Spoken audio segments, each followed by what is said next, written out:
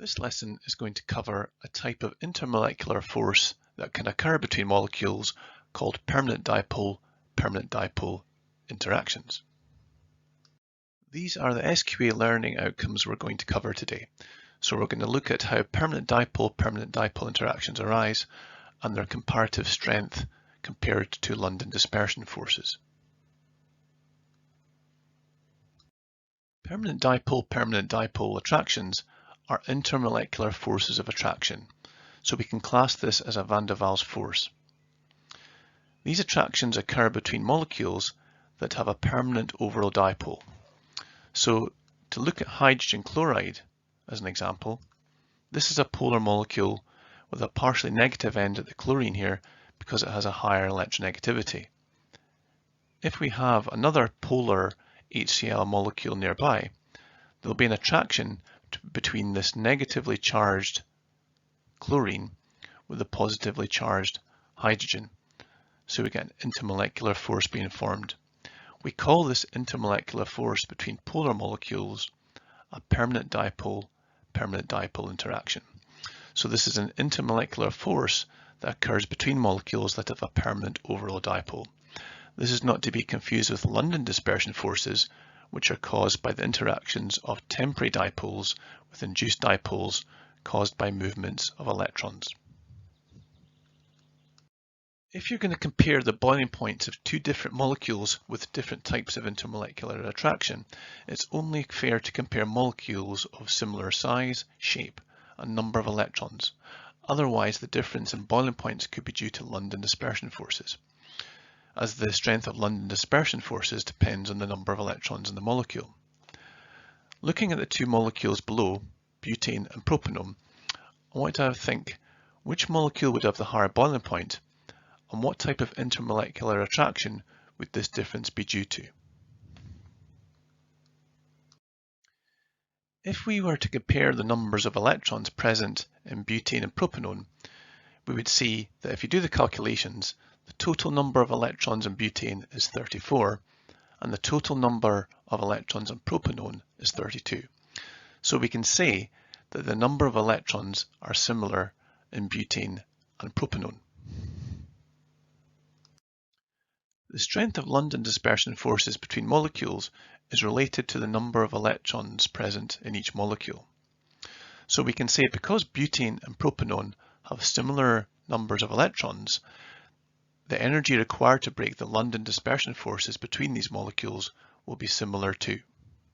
So the strength of the London dispersion forces between the molecules will be similar.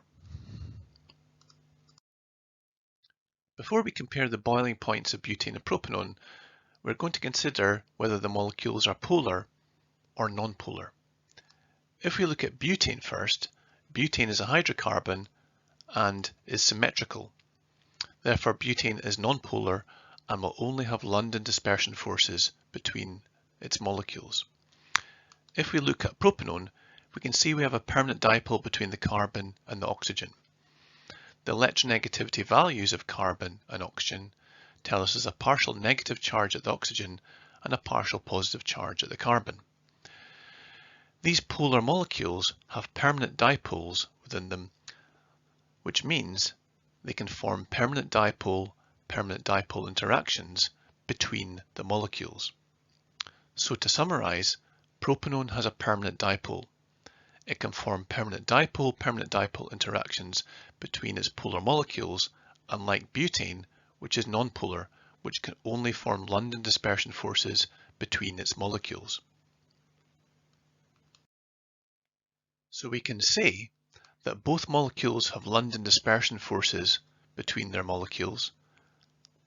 However, propanone is the only molecule out of the two that has permanent dipole interactions between its molecules. So if we imagine we have butane and propanone at a temperature of minus 10 degrees Celsius, these are going to be liquids at that particular temperature. So both of these are liquids below minus 1 degree Celsius. If we raise the temperature to minus 1 degree Celsius, this means that the London dispersion forces between the molecules are overcome or broken.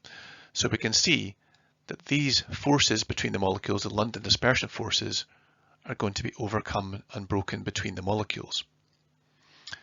Because London dispersion forces are the only significant force holding butane molecules together, at this temperature, butane will change from a liquid to a gas. Propanone, however, will remain as a liquid because there are stronger permanent dipole interactions holding the propanone molecules together. So to change propanone from a liquid to a gas, we need to raise the temperature to 56 degrees Celsius. This temperature is enough to overcome the London dispersion forces and the permanent dipole interactions between the propanone molecules. So as we raise the temperature, the London dispersion forces are broken and the stronger permanent dipole interactions are broken too. So propanone can change from a liquid to a gas. So to summarize, when the temperature reaches 56 degrees Celsius, the stronger permanent dipole interactions between the propanone molecules are broken and propanone changes state from a liquid to a gas. So this experiment really shows that permanent dipole interactions are stronger than London dispersion forces. To summarize, although propanone and butane molecules have a similar number of electrons, therefore similar strength of London dispersion forces, butane has a lower boiling point than propanone. The reason for this is that butane is a nonpolar molecule and therefore only has weaker London dispersion forces between its molecules to overcome, so it will have a lower boiling point, in this case -1 degree Celsius. In contrast, propanone is a polar molecule with a permanent dipole, so it has stronger permanent dipole interactions to overcome, as well as the London dispersion forces between its molecules, so it will have a higher boiling point at 56 degrees Celsius.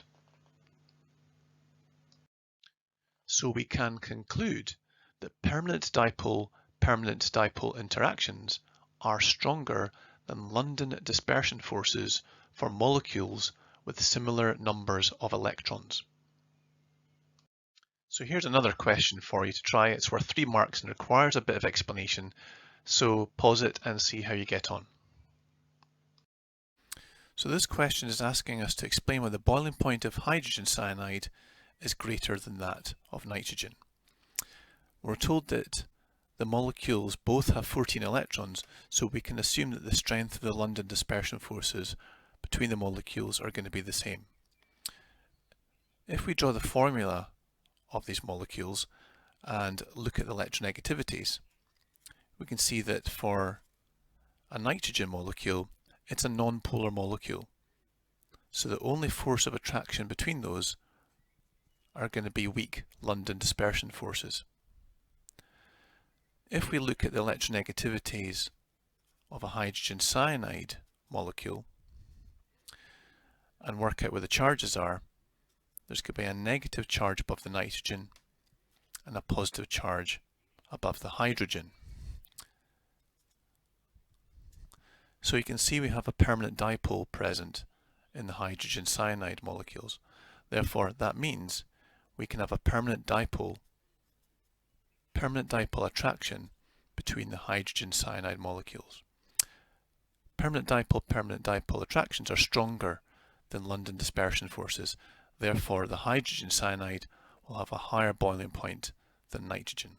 There will be LDFs also between the hydrogen cyanide molecules, but the permanent dipole interactions are going to be stronger. Now, the one mark people often lose is they don't explain how these forces arise.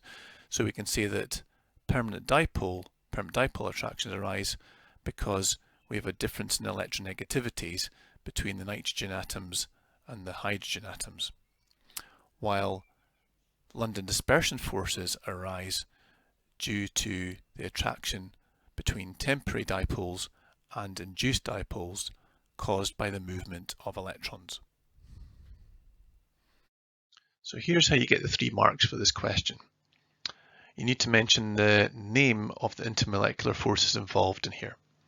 So the hydrogen cyanide has permanent dipole attractions, while the nitrogen molecules have London dispersion forces between the molecules. So both those need to be named for each molecule. You need to mention a description how they arise. So permanent dipole interactions arise due to electronegativity differences between two different elements such as nitrogen and hydrogen, while London dispersion forces arise due to temporary dipole-induced dipole attractions caused by electron movement. We're also asked to explain why the boiling point of hydrogen cyanide is higher than that of nitrogen. So there's a mark for a comparison of strength and effective boiling point. So it also needs to be stated that more energy is required to break stronger permanent dipole attractions than London dispersion forces. So a lot of detail is required to get these 3 marks at higher level, and with practice you should be able to get better at this.